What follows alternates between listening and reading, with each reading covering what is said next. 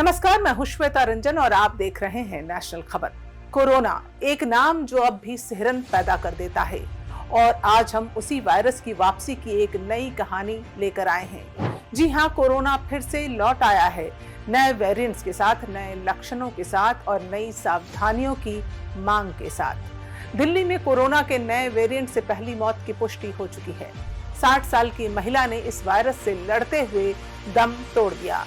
राजधानी के लिए यह एक चेतावनी है कि कोरोना खत्म नहीं हुआ है, बस छुप गया था। दिल्ली में एक ही दिन में 56 नए मामले सामने आए हैं। एक्टिव मामलों की संख्या 200 के पार पहुंच चुकी है। दिल्ली, एनसीआर, नोएडा और गाजियाबाद में भी केस धीरे धीरे बढ़ रहे हैं।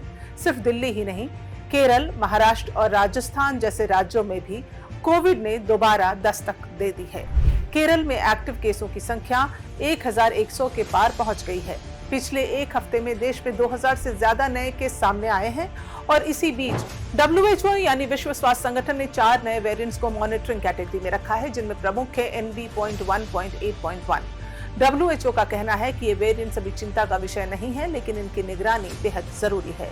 यानी खतरे की घंटी नहीं, लेकिन अलर्ट रहना जरूरी है। भारत में NB.1.8.1, JN.1, KP.2 जैसे सब वेरिएंट्स रिपोर्ट हुए हैं। ये सभी ओमिक्रॉन के ही सब वेरिएंट हैं। इनमें से NB.1.8.1 ने अमेरिका, चीन और यूरोप में तेजी से संक्रमण फैलाया है और अब भारत में भी इसकी मौजूदगी दिख रही है। दिल्ली की पहली मौत ने एक बात साफ कर दी है, हमें फिर से वही सतर्कता अपनानी होगी जो हमने 2020 और 2021 में अपनाई थी।